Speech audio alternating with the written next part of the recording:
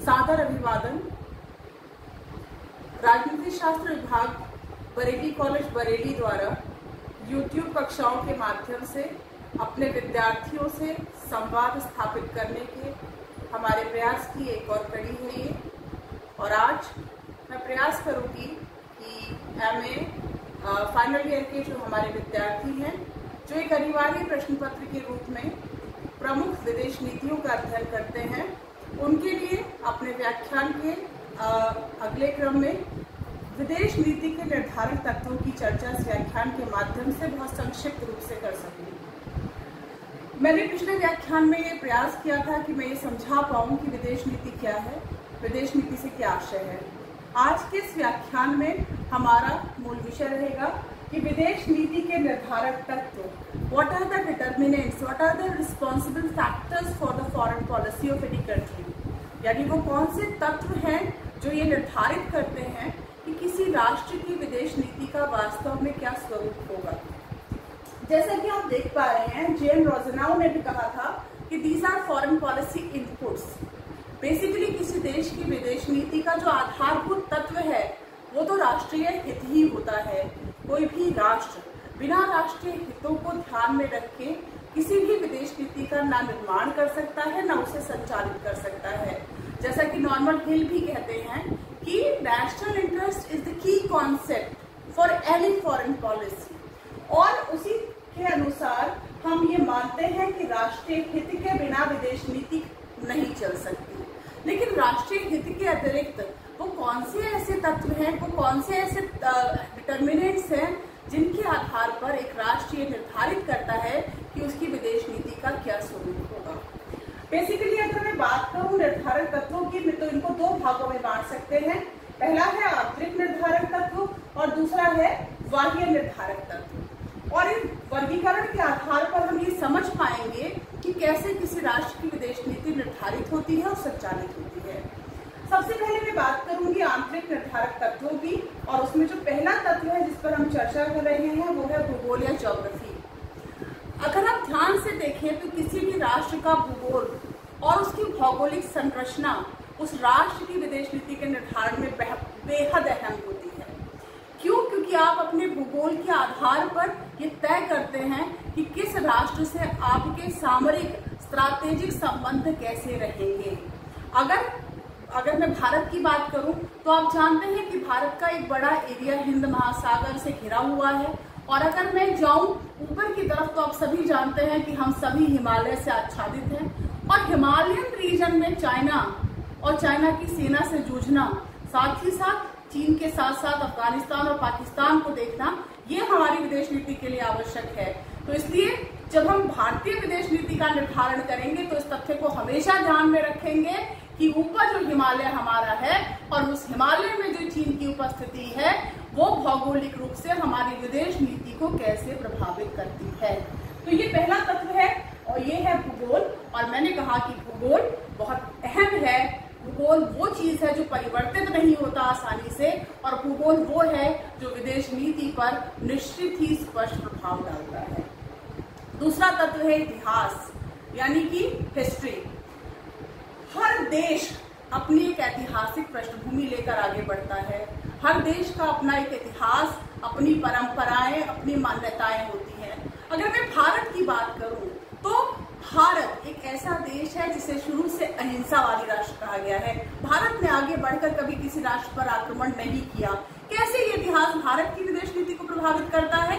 ऐसे प्रभावित करता है कि जब भी भारतीय विदेश नीति की आप बात करेंगे तो आप पंचशील पढ़ेंगे, आप गुटनिरपेक्षता पढ़ेंगे, और आप ये पाएंगे कि विदेश नीति में कहीं ना कहीं भारतीय इतिहास से जुड़ी हुई वो अहिंसा और वो मूल्य परिलक्षित होते हैं। तो इस प्रकार से एक राष्ट्र की पूरी इतिहास और इतिहास से जुड़ी हुई परंपराएं, उस राष्ट्र की ऐतिहासिक पृष्ठभूमि भी उस राष्ट्र की विदेश नीति के निर्धारण को स्पष्ट और प्रत्यक्ष रूप से प्रभावित करती है। अगर एक राष्ट्र का इतिहास रहा है कि वो आक्रांता है, तो वो इतिहास कहीं ना कहीं उस देश की विदेश नीति के माध्यम से आपको दिखाई पड़ जाएगा। तीसरा तत्व जिसकी मैं चर्चा करूंगी वो है संस्कृति। हमारी संस्कृति, अगर मैं भारत की बात करूं तो बहुत सारी संस्कृतियों का एक योग है।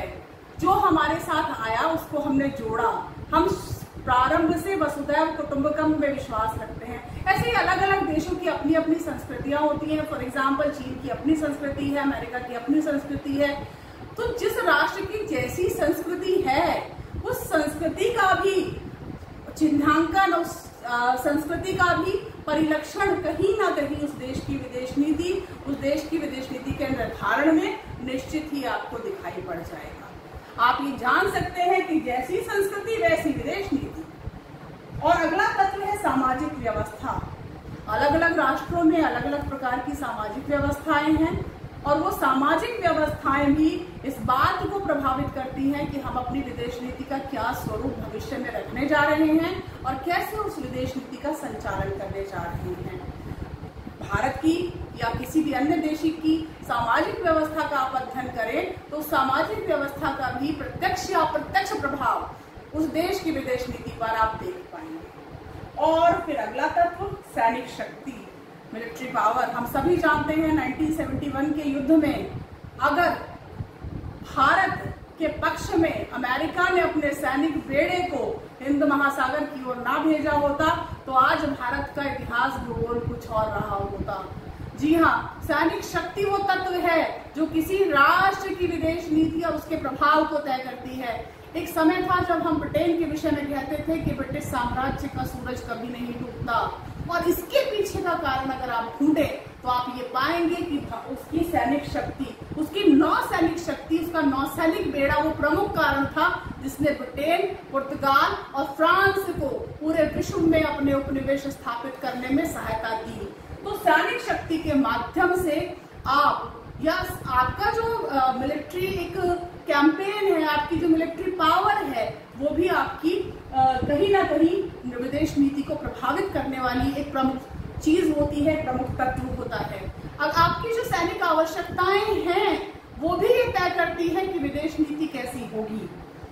और सबसे महत्वपूर्ण तत्व विचारधारा, क्योंकि ये कहा जरूर जाता है ये सदी विचारधारा की नहीं, सूचना और तकनीक की सदी है, लेकिन आज भी विचारधारा वो प्रथम तत्व है जो विदेश नीति के निर्धारण में अहम भूमिका निभाता है। चाहे बात चीन की कर लीजिए, चाहे बात अमेरिका की कर लीजिए, चाहे बात रूस की कर लीजिए, जो बेसिक आइडियोलॉजी है, चाहे वो कम्युनिज्म हो, चाहे वो पूंजीवाद हो, चाहे कोई और विचारधारा हो, या भारत की अपनी विचारधारा हो जिसे हम समाजवाद का नाम देते हैं, ये विचारधारा उस देश की विदेश नीति के निर्धारण को गंभीर रूप से प्रभावित करती है, तय करती है कि उस विदेश नीति का कैसे संचालन और समन्वयन होगा।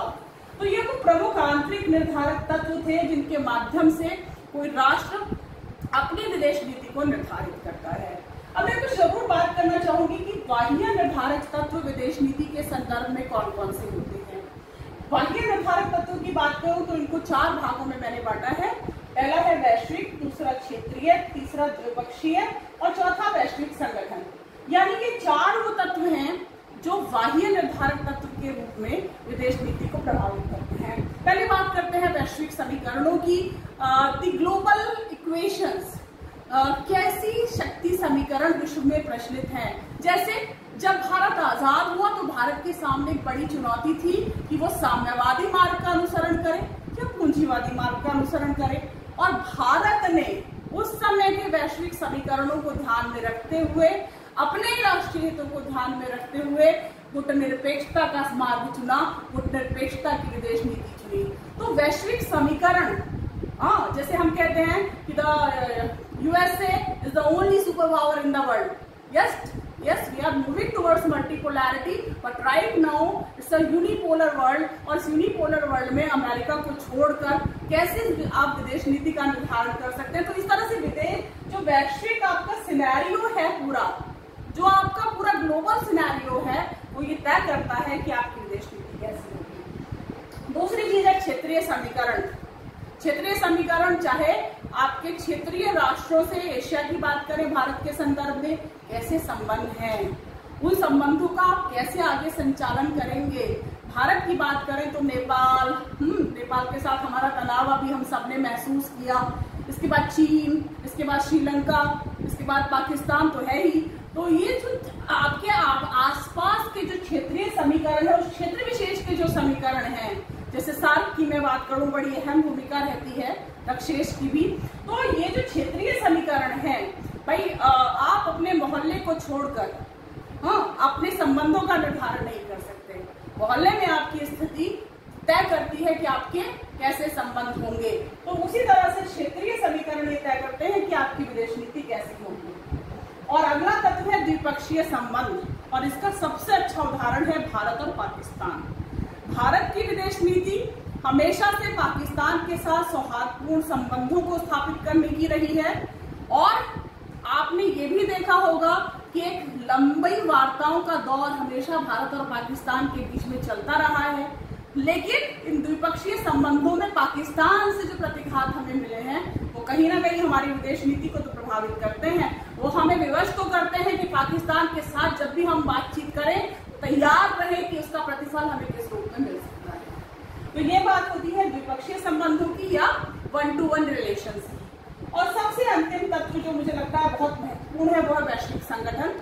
क्योंकि आज की तारीख में चाहे वर्ल्ड हेल्थ ऑर्गेनाइजेशन हो, चाहे UN हो, चाहे वर्ल्ड बैंक हो, ये जो सारी संस्थाएं हैं जो वैश्विक रूप से एक प्रभाव छोड़ती हैं, और इस वैश्विक महामारी के दौर में वर्ल्ड हेल्थ ऑर्गेनाइजेशन, ये सारी संस्थाएं जिनकी हम सदस्यता लेते हैं, इनके साथ हमारे जो संबंध हैं, इनके जो दायरे हैं, इनकी जो सीमाएं हैं, वो भी हमारी विदेश नीति पर प्रत्यक्ष और परोक्ष दोनों रूप से प्रभाव डालती है। तो ये मुख्य रूप से वो तत्व हैं जिनके माध्यम से हम ये समझ सकते हैं कि विदेश नीति का निर्धारण कैसे और कब होता है। जैसा कि मैंने पहले कहा कि राष्ट्रीय हित तो है ही, नॉर्मल हित के शब्दों में it is the key concept in the formatting of any foreign policy. Professor Appadurai जो है इनको इंटरनल डिटर्मिनेंट्स और एक्सटर्नल डिटर्मिनेंट्स समझाने की बात करते हैं, लेकिन मुख्य रूप से आप विदेश नीति के निर्धारक तत्वों को इस वर्गीकरण के माध्यम से समझ सकते हैं। बहुत बहुत धन्यवाद कि आप आज के इस व्याख्यान माला के शीर्षक से जुड़े, और आपके जो भी प्रश्न हो विद्यार्थियों उसके लिए हम हमेशा तत्पर हैं, उपलब्ध हैं। प्रयास कीजिए कि आप इन व्याख्यानों का लाभ उठा सकें। बहुत बहुत आभार।